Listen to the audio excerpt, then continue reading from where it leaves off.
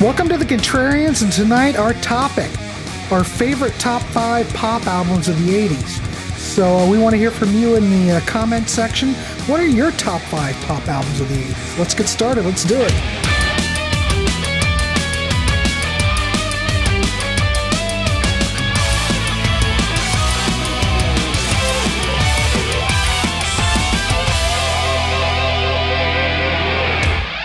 Welcome to the Contrarians. Tonight, as you can, it's like a familiar panel. I just show up and it's like a club. These same guys are all here in the same discussion all the time. And that's fine because these guys know what they're talking about. But this is going to be a fun topic. This is a little bit different than what we normally do here in the Contrarians. But we're going to go and pick our top 5 pop albums of the 80s. Now, we were talking beforehand. What really is a pop album? What constitutes a pop album? I mean, it could be, I don't know. What does constitute a pop album? What do you gentlemen think? Is it popularity? Yeah, no pun intended, but is it I don't know, or is it the sound, or I don't know. Yeah. I tend to think it's a song that focuses on melody first, accessible. Yeah. It's not about chops or musicianship or that, although it's apparent and can certainly be part of a great pop record. But I think it's about the song versus the players. Yeah, I think that Who knows? kind of your own definition, but a lot of stuff that's rock is pop. Let's be honest.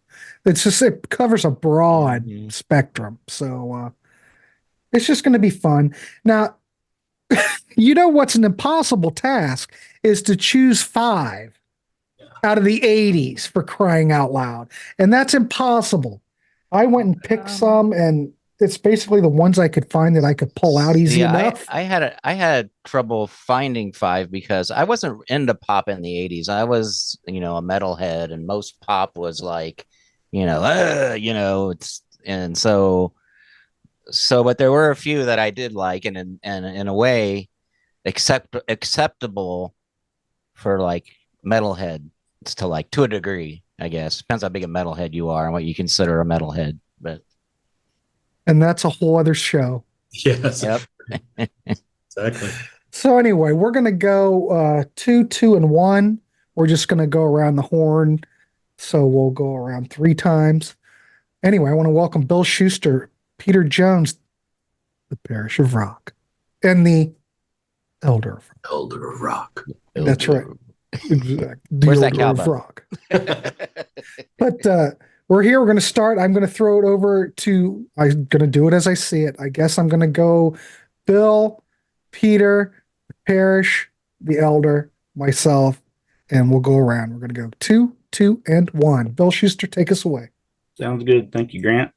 Yeah, like has been discussed, I wrestled primarily with trying to narrow this down and decide what is pop. And I finally found a focus. If you look behind me, you'll see possibly the very definition of pop. I'm not talking about Charlie Parker or Papa Bach. Oh, you were talking about Charlie Parker. Talking about the Beatles, Grant, the Beatles. Of course. You know who I'm talking about. They're all over the wall behind me for a reason here. So my theme in this, to help me narrow down, because I was a big pop fan in the 80s, and my list could be endless depending on which way I wanted to go. I decided to pick 5 from 5 different Beatles descendants in particular, people who were clearly influenced by the Beatles. And I'm going to start with a band that probably would not exist if the Beatles had never recorded Rubber Soul. It's Reckoning by REM, their second album. I don't think you'd call this popular at the time. It was a cult album. South Central Rain and Pretty Persuasion both got quite a bit of play on many rock stations, but there definitely was no top 40 action here on the pop chart. So the popular perspective did not happen until later for these guys, really. But that clear folksy sound, the ringing acoustic guitars, you could also thank the Byrds, of course, for a good part of that. And you could look at the whole stew on how the Byrds and the Beatles co-influenced each other. And maybe together they helped birth REM. As I said, they became much more popular later, but I think they were more interesting generally in the early years, the early to mid 80s. And this has always been my favorite. I think side one here with those songs I mentioned, as well as Harbor Coat and Seven Chinese Brothers. I think it's one of the most perfect album sides of the 80s. Possibly the best album side these guys ever did. So yeah, my first choice is Reckoning by REM. Number 2, from pretty much the same era. We're talking 1984 here. These guys got their start in 78, but they always felt like more of an 80s band. And with this album, Heartbeat City, the Cars had a whole lot of popular success. They'd already had many previous hits. Obviously, their first album is a classic and probably is played to this day, virtually every track on rock radio stations everywhere. But this was where they fully embraced the pop side and massive success. They had Mutt Lange, of course, on production. Typically, we think more of him as a metal producer, I think, in general, and as well as Shania Twain. But yeah, obviously, Mutt had some pop cred as well, because he did great things with the Cars here. They had multiple hits. You might think Magic, Drive, sung wonderfully by the late Ben Orr. What's Don't up? forget this, Bill. He turned Def Leppard into a pop band. Yes, he did. Yes, yep. Yeah. In fact, I would say he started with pop because he was with City Boy, was his first band, who I would say is a pop stroke pop rock. Even when he was with the Boomtown Rats, they morphed from new wave to more of a pop band. So he certainly had pop credentials. That's a good pick. Foreigner 4. He produced Foreigner 4 as well. Oh, I forgot about that. Yeah, that's a good one. Yeah, these guys have, Elliot Easton in particular has stated clearly that the Beatles essentially put him on this path, that they were a huge influence. And Greg Hawkes as well has talked about the big Beatles influence. And while they had a lot of other influence, it's their ability to have songs that are unique and weird, but also loaded with hooks and memorable choruses that you can sing along with, even if the words don't always make sense, much like the Beatles themselves.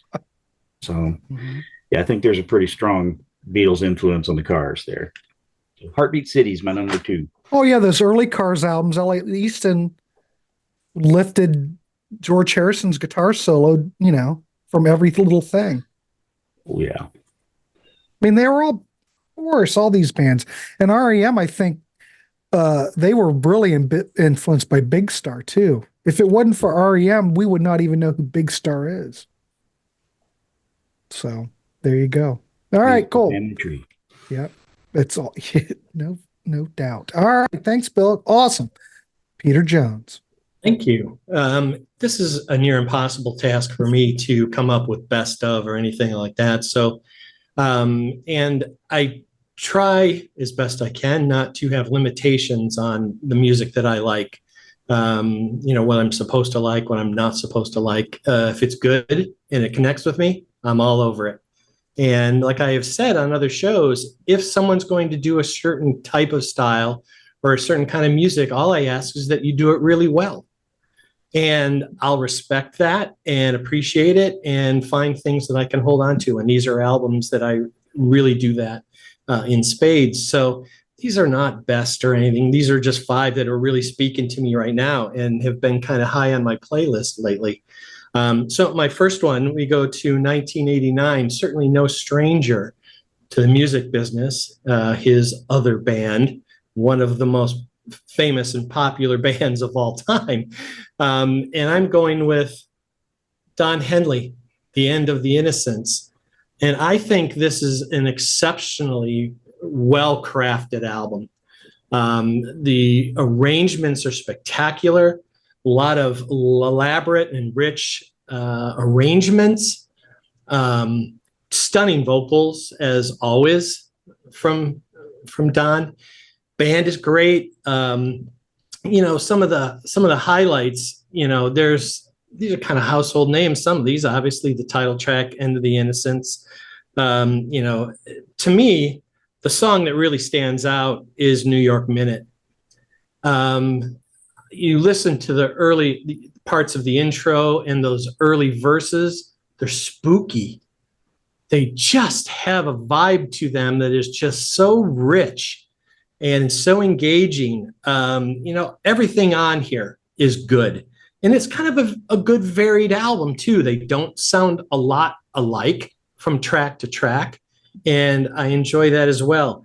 It was tough between this and his previous studio record, but this one won out because of New York Minute. So End of the Innocents from Don Henley is my first choice. My second choice is a band that I always just do the what if. Oh, what if? What if drummer Tommy Price hadn't bailed for Billy Idol? What if the band didn't start fighting with each other and musicians were leaving left and right and this became kind of a one album wonder? We know the singer, unfortunately, to a lot of people, more as Mrs. John McEnroe than we do as Patti Smythe. But Scandal, Warrior, I think from top to bottom, this is an exceptionally strong record. It's very melodic, very accessible. The band is just on fire. She sings just spectacularly. She's got an exceptionally strong, powerful voice. And horrible video notwithstanding, the title track, The Warrior, is a really, really great song. You just got to kind of purge that images for those of us who saw it a million times on MTV back in the day, because it just didn't do the song any favors. But what if they could have stayed together? They certainly had all of the elements and the attributes that certainly could have taken this band up to a much higher level. The real standout track to me is Beat of a Heart. Just a stunning pop song, well crafted, exceptionally well played, like I said. So Scandal and the album Warrior. That's my second. And didn't her and Don Henley end up doing a duet together? Yeah, they did. Mm-hmm. Yeah. Oh, so I paired them up anyways. There you go. Yeah. There you go. That's just absolutely brilliant. Did it by accident. Thank you. Yeah. It's all right. All right. Good choices, Peter Jones. Oh, the Elder, you're in a digital glitch. Uh-oh. Look at him. Looks like he's in 1981. That's Trying pattern. to be.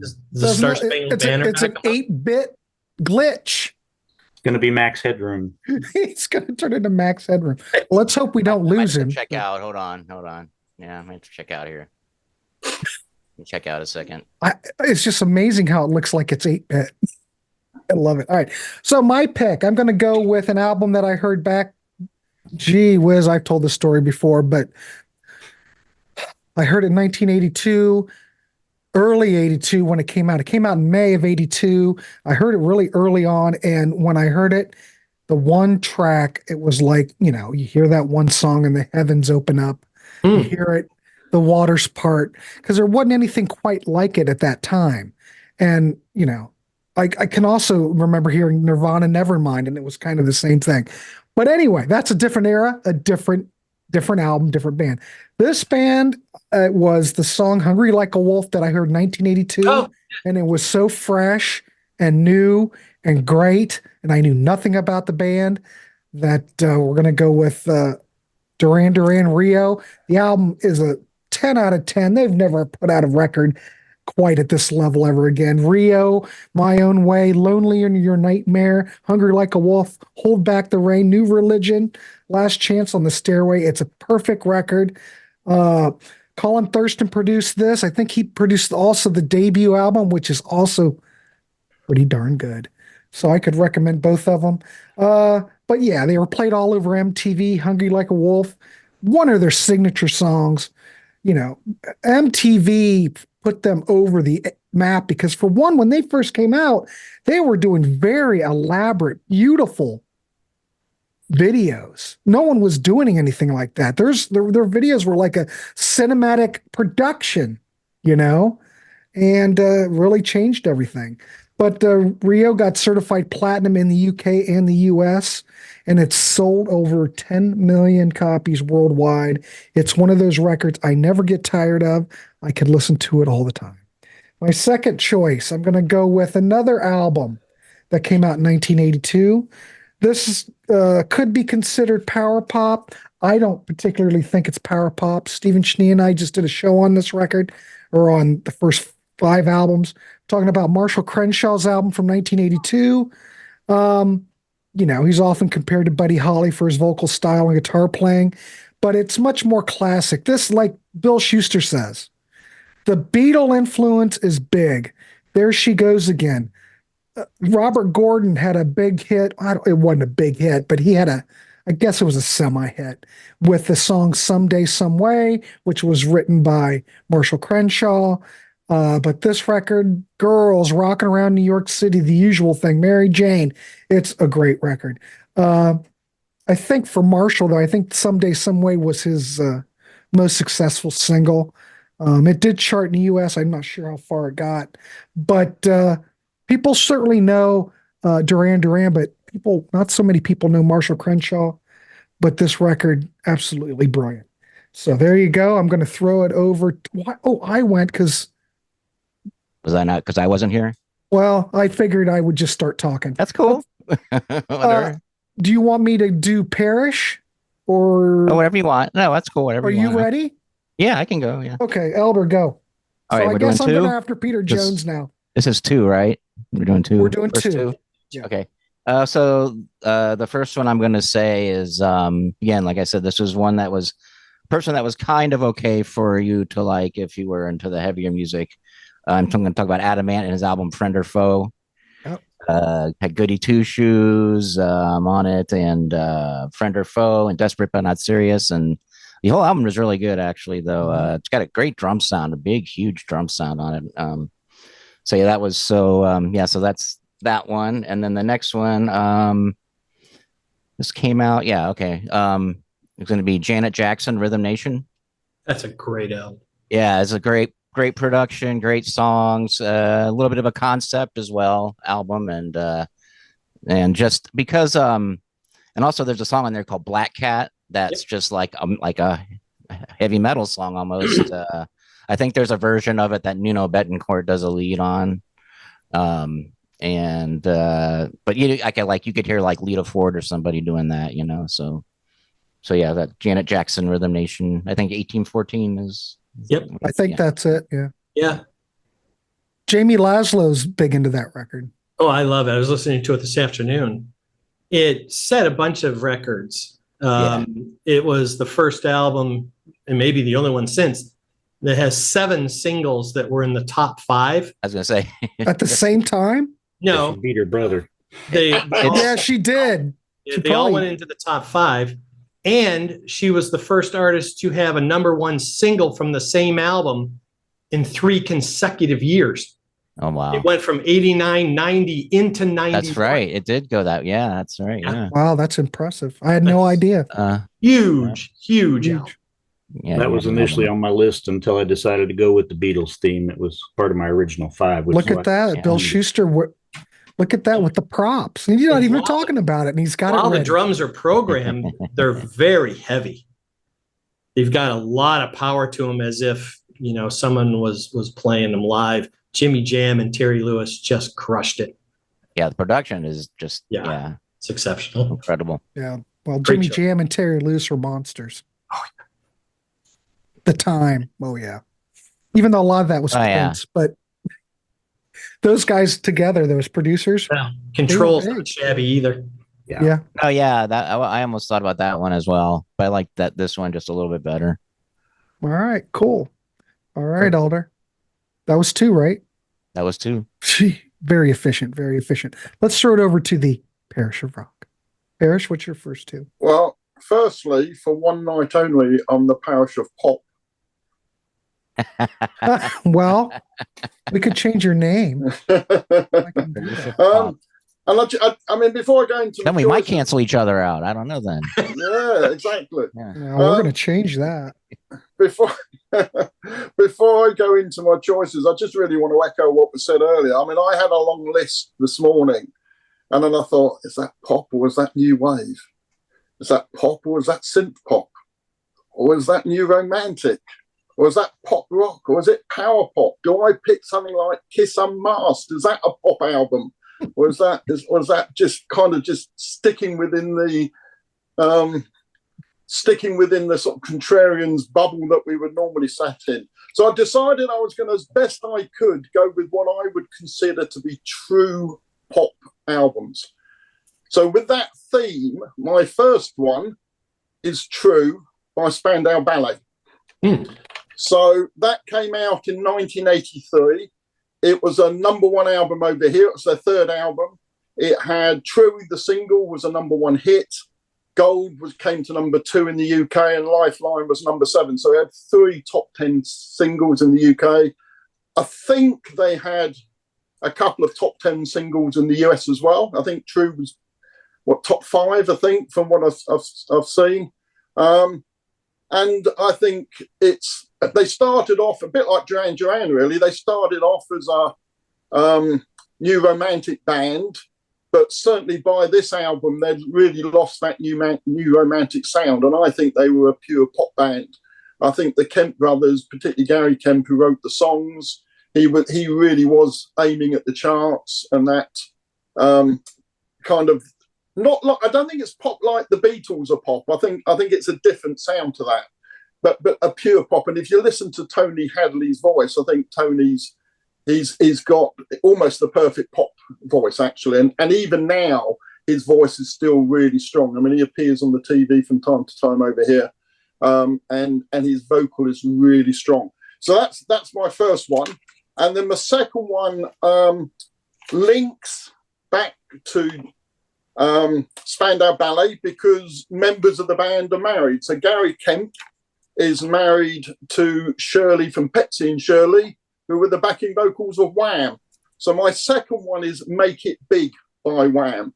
Now, I have to say, back in the day, I hated Wham, particularly songs like Young Guns, Bad Boys, Wham Rap. I absolutely detested it, but they are one of my Wham Crack. But they're one of my wife's favourite bands, and over the years she's worn me down. And this particular album, Make It Big, I think is actually a very good pop album. So you've got Wake Me Up Before You Go, Careless Whisper, Freedom. Those 3 were number one hits in the UK. I think the first 2 were number one hits in the States. And then you've got Everything She Wants, which was a double A side with Last Christmas. That got to number 2 over here. Now, as an aside, I used to live in a town where Andrew Ridgeley, which is one of Wham, actually had a cafe, an Italian cafe, and I used to go in there quite frequently. And I met him a few times, and he's a really nice guy, very down to earth, very genuine, not very talented, I don't think, as a guitarist, but nonetheless a very nice guy. And I think he was the perfect foil for George Michael, who needed somebody who was grounded to actually keep him sort of focused and straight and narrow. So my second choice is Make It Big by Wham. Excellent. Holy mackerel. Yeah, you are going down that pop avenue, Parish of Pop. That is pop.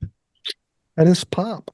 Yeah, it's really Okay. weird. Yeah, it's wild. Like, cause I was into the Wham. I thought Wham, but then it's like when you hear these songs now, even though I didn't like them back then, they still take me back to the 80s. And it's like, and then, But how else then, would you then I don't hate it so much, But how it's else like, would yeah, you it's describe nostalgia. Wake Me Up Before You Go? I mean, what That is is it other than pure a pop. pop song? Yeah.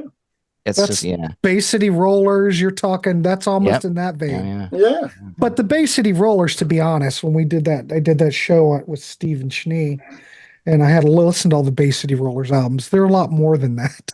Bay City Rollers were kind of pigeonholed like that, but man, there's some really rocking stuff on those records. It's just, they're way more than what you think they are. Yeah. Just as a word of caution, there is no rocking songs on any Wham albums. No, just pop. You don't just hear Andy pop. Ridgely's guitar anywhere at all? Did you talk to him about that? Yeah. He admitted he was not the best musician. He could dance around with it pretty well. He had But good hair. Yeah, well, in many ways, he was the ego. I mean, everybody thinks George Michael was the ego, but if it hadn't been for Andrew Ridgeley, they would never have got signed. It was Andrew that went in and talked to the record companies and had that bravado. George Michael only seemed to gain that over time. So, yeah, no Andrew Ridgeley, there wouldn't have been a band. There you go. All right. Thanks, Parish of Pop. Let's throw it over to Bill Schuster. All right. Bill, what's your next two? I'm digging everybody's choices so far. I own or have owned virtually every one of them. So, yeah. All right. I'm on an upward progression for my first three popularity wise. I'm staying in 84. We went from cult popularity with early REM to pretty big pop popularity with the Cars. And now we're going to the album that made this guy a superstar. And he was very clearly influenced by the psychedelic era of the Beatles, amongst many other influences, of course, but it's Prince with Purple Rain. Yeah. Oh, yeah. Jordan. Thought about that one. Yeah. Yeah, I've been without the psychedelic era Beatles, does Paisley Park ever happen? I mean, look at this guy. He looks like he stepped right out of the Magical Mystery Tour or something, you know. But I thought it was a Triumph motorcycle ad, but I could be wrong. hey, maybe. And see the back cover with continuing the theme here, but this is about the music. Yeah, the Beatles influences are here, but he really turned a corner on this and became legendary virtually overnight. I mean, I remember the first time hearing When Doves Cry and seeing the video at the same time on MTV at that point, seeing Prince in that bathtub and this song with no bass. And what is this weird, cool music here? I didn't fully embrace it at the time. I liked it, but it took me a little while to fully get on board and say, yeah, this is awesome. The influence of this continues, and he has been quite influential himself, obviously. I saw some 90s band last year.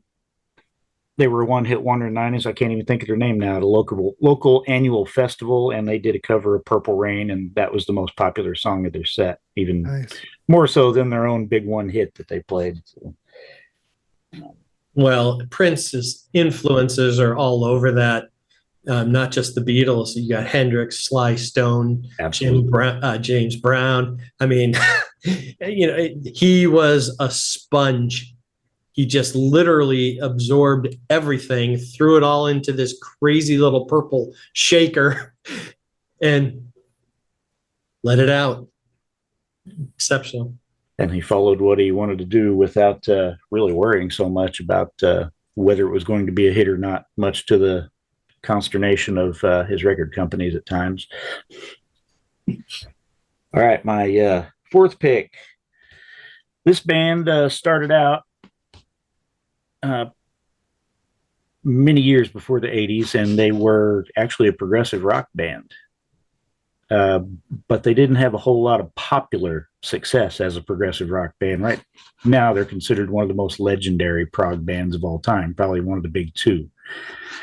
No, it's not Yes. I'm going with Genesis, and it's Invisible Touch. Now, historically, I was never a big fan of Invisible Touch. As far as the 80s go, I've always loved Abacab and the Shapes album. They kind of lost me a bit on this, but I did an interview a few months back for an upcoming book by a gentleman you guys may know. And I had to do a deep dive on this album because this was one of the things that I was charged to discuss. And I really found out that I liked it a lot more than I ever thought I did. I realized how much brilliant musicianship was still here in these guys as a band. They never lost their creativity. They just found a way to make it successful. Like early on, they had the influence of the Beatles. Later years, they're more experimental, kind of crazy stuff. But as they moved into the 80s, they went backward in order to move forward. and they embraced some of the early Beatles, more simplicity, the strong hooks, the catchy choruses. But still, as with the Beatles, they had all kinds of cool stuff within those pop songs, as Peter had alluded to earlier, that you can very much include in a simple pop song. They had a couple of not so poppy songs on here, like Domino and The Brazilian, but overall, Land of Confusion, Invisible Touch, Tonight, Tonight, Tonight, Throwing It All Away. These songs absolutely were plastered all over mid-'80s radio. I'm still not the hugest fan of anything she does, but I'll overlook it because the rest of the album I think is pretty great. So, Awesome. yeah, it's still not my favorite Genesis album. I still prefer, say, the Four-Man Era overall, or Abacab and Shapes, but this has risen greatly, and I have a much higher opinion of it now than I used to. I think it was a well-deserved success.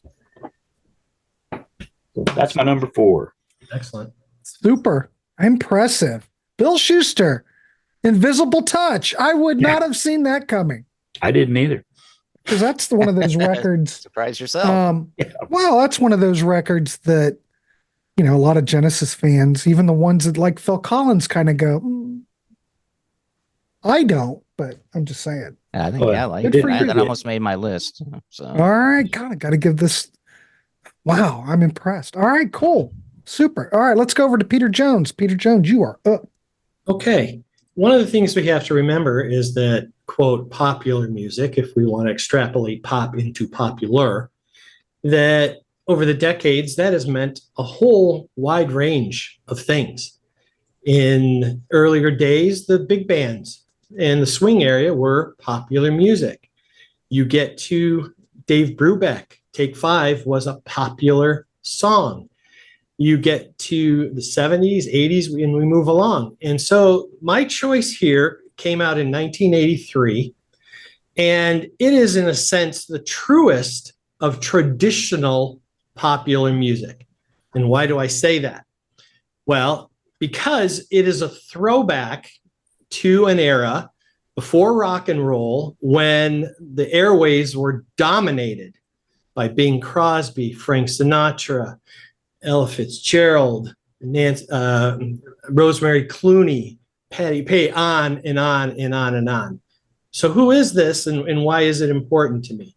Well, this is a singer, again, who's not stranger to rock and popular music whatsoever. And in fact, in my world, she's one of my 3 favorite female singers of all time. Linda Ronstadt's What's New. And this is, with the Nelson Riddle Orchestra, all standards. It's the American Songbook. It's Gershwin. It's Sammy Cahn. It's all of these great historic songwriters that had these songs that have been recorded by everybody. Just look up the title track, What's New, is who has sang this. It's a phone book of all these great, great legendary artists. And you say, well, it seems kind of niche. Well, hold on a second. This sat at number 3 on the Billboard charts for 5 consecutive weeks, trailing only that little album called Thriller and some other little record called Can't Slow Down by some guy named Lionel Richie. Okay. Very impressive. Over 3 million sold in the US, worldwide, much bigger than that. This is a rich, lavish, gorgeously orchestrated, arranged, played album. And of course, Linda can sing the phone book. She literally can sing anything. And sounds so authentic that she easily could have been in a smoky bar, nightclub somewhere in New York way back in the day. And I absolutely love this record. And it was shaking my room earlier today because I was letting it fly because it was very, very enjoyable. But if you're not familiar with this, yeah, it's definitely something to check out because it's pretty special. My next choice is from a band who is no stranger at all to popular music. They've had hits galore. When you start rattling off their names, you're like, and for me, we go to 1984, and this is kind of the apex for me. We get to Hall & Oates with Big Bam Boom. Yeah. And Grant's show. They talked about this the other day. And wow, top to bottom, start to finish, this is really top-notch stuff. The production is just demonstration quality. These players are as legit as it gets. GE, Mickey Curry and the boys. And wow, all of the songs on here are exceptional. They're super catchy. They're hooky galore. Everything about it, Out of Touch, Method of Modern Love. What a groove. Oh, and some of the inner tracks that people may not know. A Cold, Dark, and Yesterday. God, I love that track. That's good. Possession, Obsession, which ends. And then maybe the real unsung song is Some Things Are Better Left Unsaid. Wow. Just really great stuff from, unfortunately, a now very at odds with each other duo. Slightly, yeah. Yeah, slightly. But at the time, this was kind of the tail end of an era for them that was a long and very, very successful run from really one of the great pop groups of all time. So Hall & Oates, Big Bam Boom. Yeah.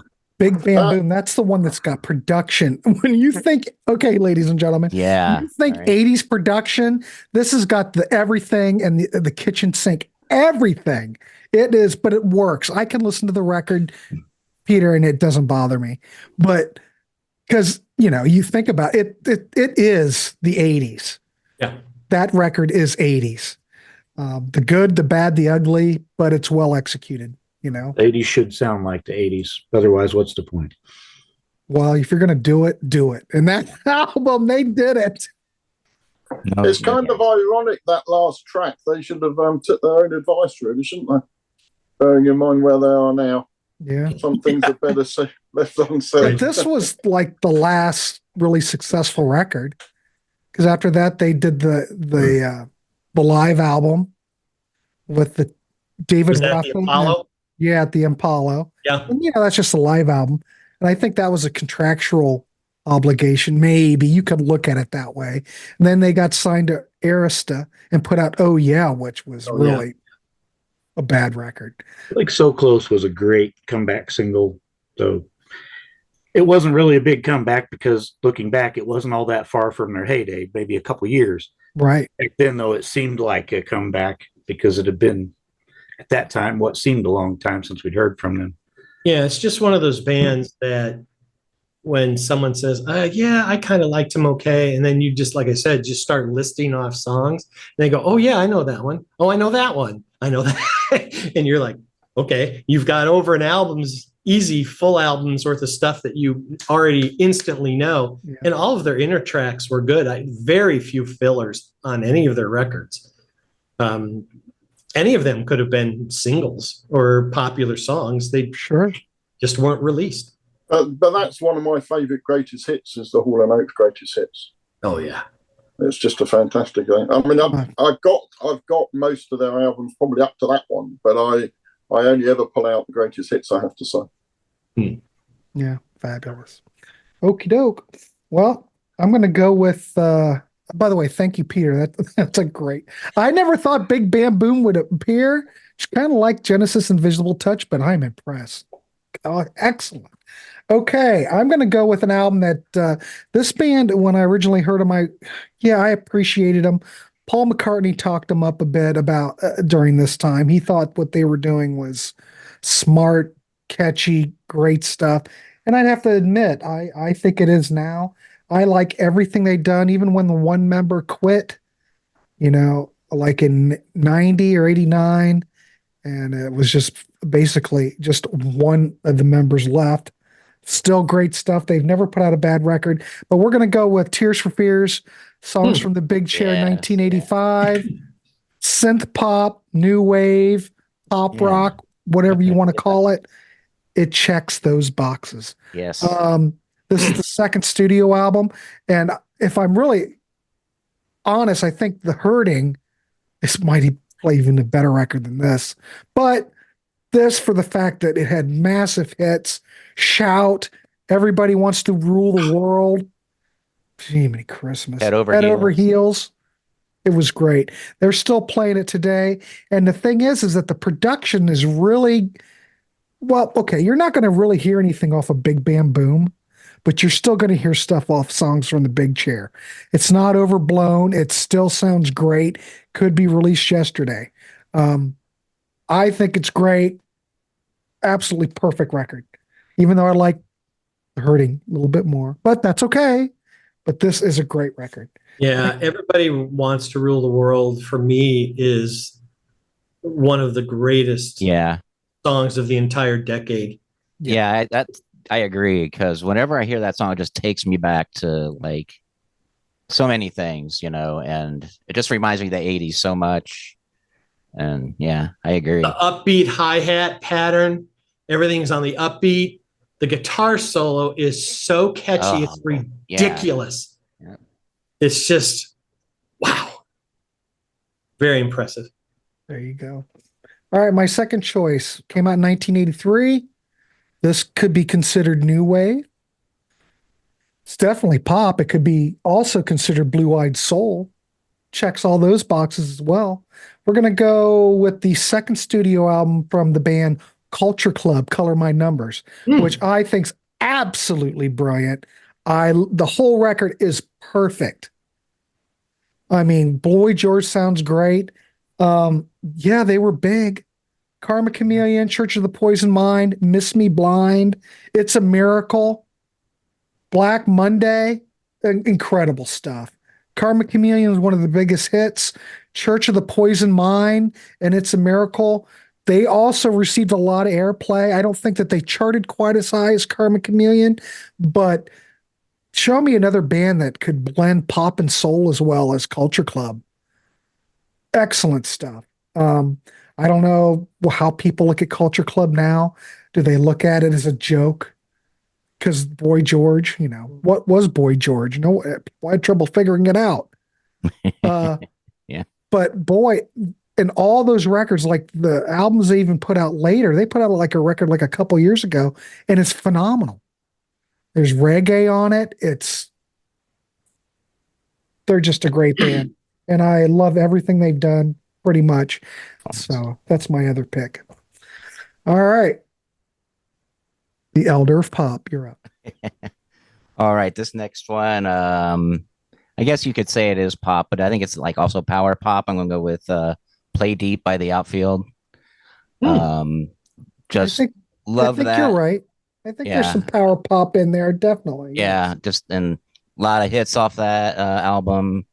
I'm sorry, I can't remember the guy's singer's name, but his voice is just like, you know, when I first heard it, I thought maybe it was Sting, but then the music didn't go along with what Sting usually would be doing at that time. So I was like, nah, this can't be Sting. And then, and you know, it's got great guitar playing, just catchy as hell songs.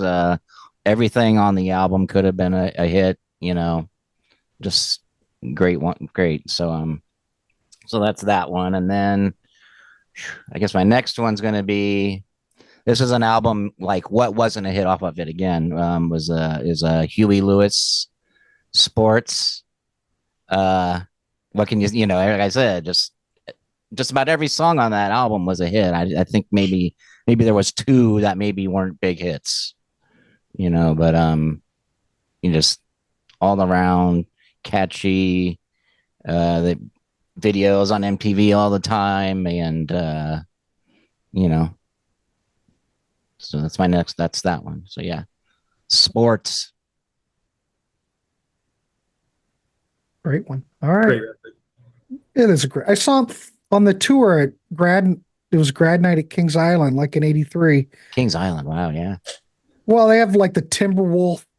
Yeah. No. Yeah. Kind of concert place. Yeah. And they were the I've been to band a couple playing concerts there. Yeah, they were the band playing for grad night. And this was before Sports came out, and they played some of it. Wow. And I was totally impressed by the band. I don't know if I even really had heard of them before. Yeah, I probably heard of them because Picture But do This you was believe in out. love? Yeah, that was out. Yep. And they were And playing a Working for lot a of the Living stuff. also. They played that. Yeah. The thing that I came away with when I heard them is how tight they were because they'd been a bar band for years. They were one of the tightest bands I'd ever heard. And Huey Lewis is a harp player. Yeah. I've never heard anybody better. He just smoked. I mean, the musicianship in that band, absolutely astounding. Yeah, it was very I good. always try to give a shout out in my drummer world for the underrated Bill Gibson on drums because he's just a machine. He's just got the greatest feel and is so, like you said, just so in the pocket. And that foundation is so huge that they just build right on top of what he's doing and it just sits perfectly. Yeah, great choice. I'd like to throw out that little connection to Elvis Costello too, as Clover. Oh yeah, but yeah, it's exactly because Huey was in the band called Clover, but Huey's not on that on the Elvis Costello album, but the rest of the band is. But he is on Live and Dangerous by I was gonna Thin say, Lizzy. yep, like Thin Lizzy, yep. There Yep. you go. Of course, you couldn't have that album without it. No, Without him on gets a there. name. He even gets a name check. Yeah. Yeah. All right, let's send it over to. Thank you, Elder. Let's send it over to the Parish of Pop. Parish, what's your next two? Okay, so my next one comes from 1988. It's Rock Set and Look Sharp. So a big album in the UK, got to number 4 in the UK. I think a pretty big album in the States, but I think mostly it's the singles that everybody will remember. Dressed for Success, Listen to Your Heart, The Look, Dangerous, all top 10 singles in both the States and in the UK. And if Wikipedia is correct, Listen to Your Heart and The Look were actually number 1 singles in the States. So a big band. I think Marie Fredrikson's voice is really good. And what I like about them is whilst I think they are a sort of a pure pop band, there's still just a slight rock edge to them underneath it all, which Pierre Grace, or the guitarist, brings in. You can hear that I think he's a frustrated rocker in the background, but I think a fantastic album and some great singles off that album. And then my next one, number 4, I'm going to go back to 1982, and it's ABC, The Lexicon of Love. So their first album, very, very polished, Martin Fry vocals, produced by Trevor Horn. And certainly over here, I'm not sure how big an album it was in the States, but it was a number 1 album over here.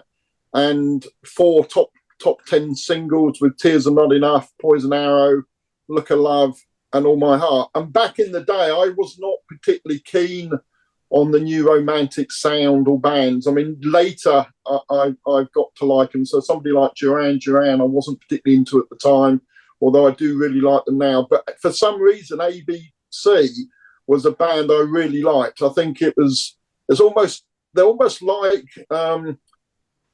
the soul bands of the 70s in some ways, the way they came across, so somebody like the Stylistics, there was that kind of tone to them, I think, which I, really appealed to them. And Trevor Horn's production, I think, stands up even today is a fantastic production. So that's my 4th choice, is Lexicon of Love by ABC. Good choice. Excellent. Todd Evans would applaud you. All right, cool. Let's throw over to Bill. What's your final one? And then we'll just zip around and we'll be done. All right. All right. I already could make an easy playlist out of all these picks. This excellent all around here. So, all right, my final pick, I'm staying in 86 where I left off with Genesis, but this one is not nearly as popular. This artist had his peak commercial popularity, 82, 84, with Night and Day and Body and Soul. But this, for a long time, was my favorite album of his. It's a 3-sided album called Big World by Mr. Joe Jackson. this is all over the map. Joe, of course, continues the Beatles influence. He's covered multiple Beatles songs live. They've been on his live albums. I'd say they're right up there with Duke Ellington, among others, as one of his biggest obvious influences. And I think he's always taken from the Beatles, he has taken one of the things that made them so great is the willingness to try new things without regard for what's gone before. Just embrace whatever he feels like exploring at the moment. Fans be damned, critics be damned. He does what he likes, and that's why he's my favorite artist. And, but this is a good cross selection of what made him so great in this era. It's no longer my favorite album. I really prefer his stuff from the 90s onward now to his more popular 80s work. But I could still put this on right now and love sing along with every song. I mean, the songs that got the radio play around here were Right and Wrong, The Jet Set, and the lovely Hometown, which can still bring a bit of a tear to my eye when I sing along with that one. Very sentimental. So yeah, my number one pick is Joe Jackson, Big World. I could have picked any number of other Joe albums from the 80s, though. So. Yeah, and that's all live, direct to 2-track. Yeah, they asked no the overdubs, to no anything. be silent, but it was all new material. I would have possibly given an ear to taking part in that. Yeah, it's well, a wonderful. My glasses would look like this then, so I probably should keep them. Well, that was a digital recording too, and it does sound really great though. Mm-hmm. So yeah, I'd recommend that. If you don't know that album, check it out. All right, thanks, Bill. Let's go over to Peter Jones. Okay, for my last pick, I'm going back to 1983. And when you go back and watch this, fans, keep track of how many of these albums were from 1983. That was one of the most spectacular years of the decade. This one is from a legacy artist for me, one of my favorite singers of all time. The band that he is in is legendary all on its own. Well, that he was in. When this came out, people weren't sure what it meant or what's going on. They just weren't sure. But as soon as you heard the first track, at least for me, I was more than happy, and it became my favorite album by this singer. And this one is my favorite of the 80s. Street Talk from Steve Perry. I just think this is a masterpiece.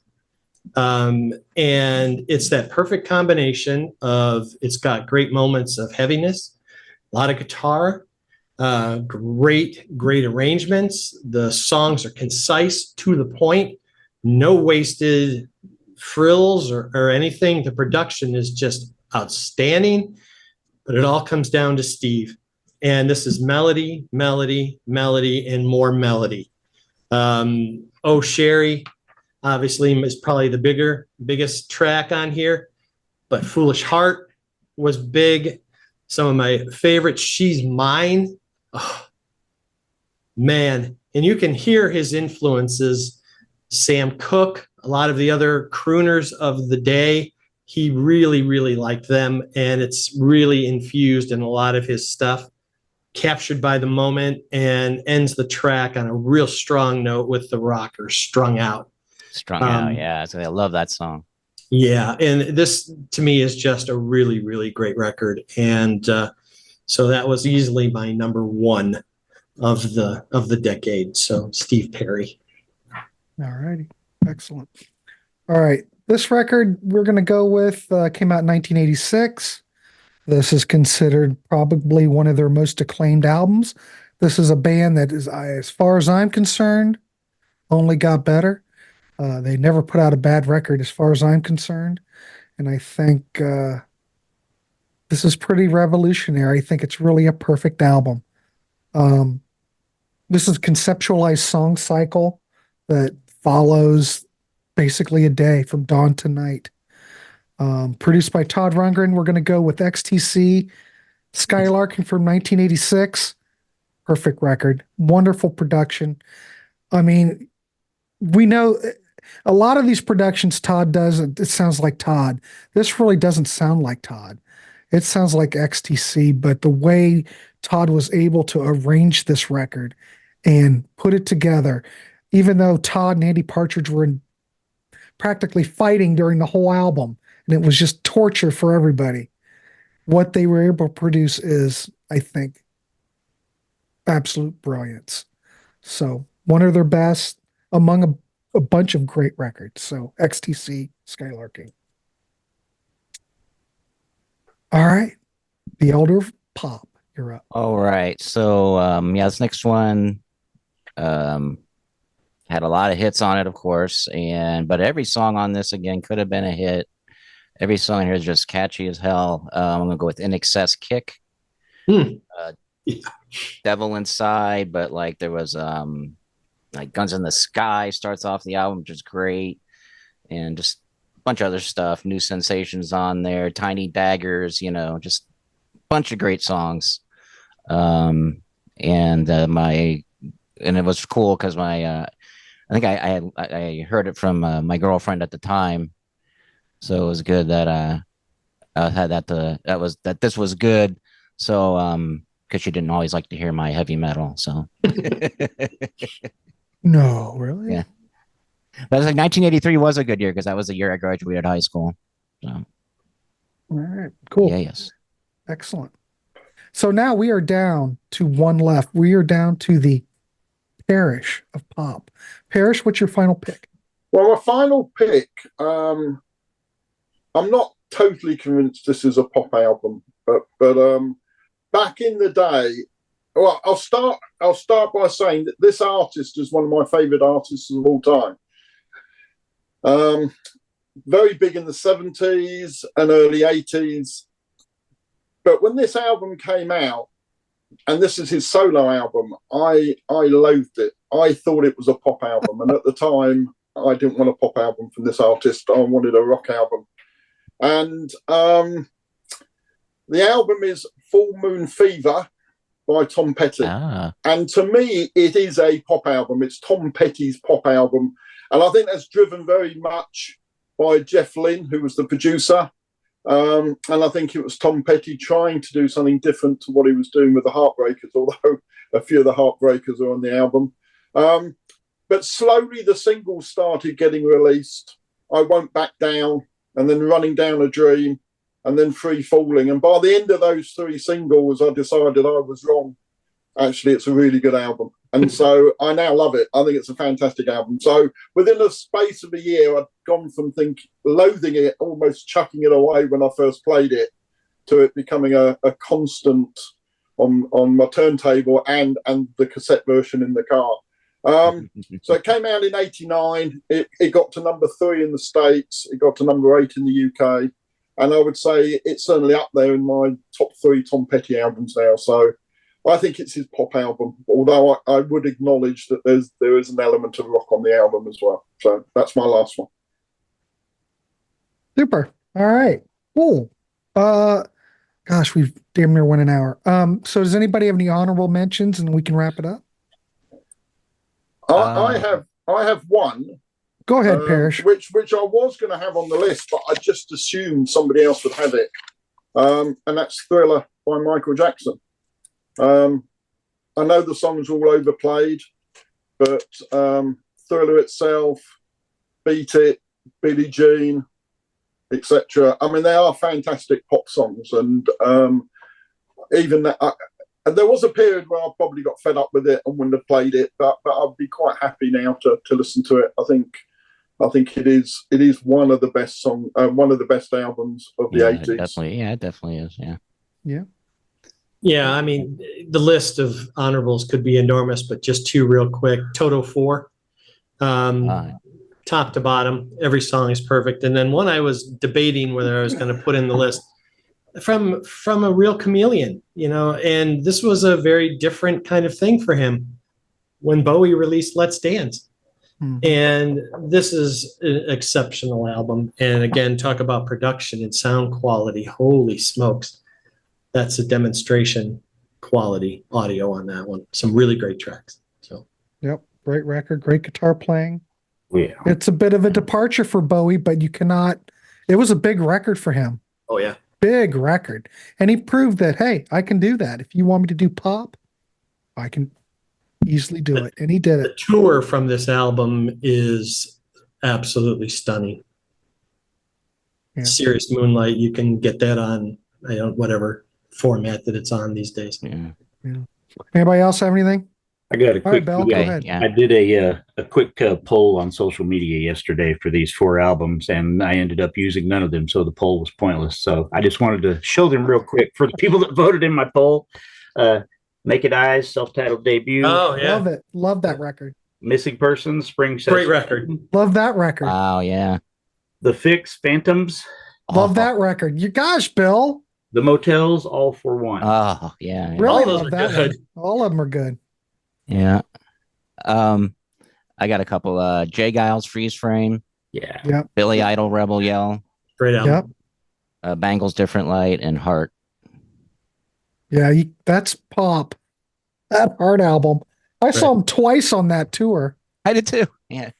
I mean, they look like they were like Prince rejects, I swear. They were good though, but they're they had very the good. big puffy. It was all puffy, and Right. it was of the time though. So It's a good tour. yeah, awesome. All right, well, let's wrap this dog up. I want to thank Bill. I want to thank Peter. I want to thank the Elder and Parish of Pop for coming on tonight and sharing, talking a little pop from the 80s. If you'd like to be on these panels, we'd love to have you.